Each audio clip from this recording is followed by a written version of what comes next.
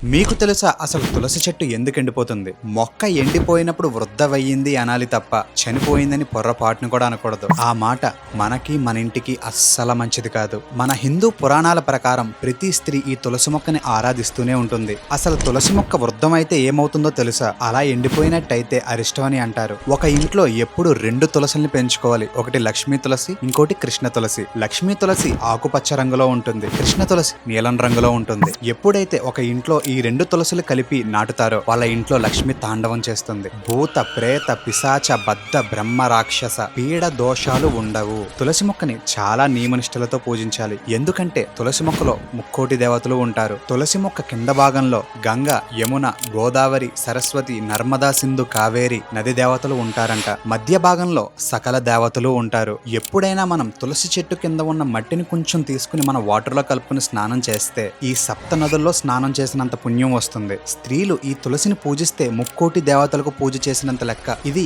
భాగవతంలో చెప్పబడింది. స్త్రీలు పీరియడ్ సమయంలో తులసి చెట్టును అస్సలు ముట్టుకోకూడదు. వాటి ఆకుల్ని అస్సలా తుంచకూడదు. ఈ నియమాల్ని మాత్రం ఖచ్చితంగా పాటించాలి. ఈ కంటెంట్ మీకు నచ్చినట్లయితే హరే కృష్ణ అని కమెంట్ చేయండి. ఇలాంటి మరికొన్ని ఇంట్రెస్టింగ్ అప్డేట్స్ కోసం అజయ్ శ్రీని ఫాలో కొట్టండి.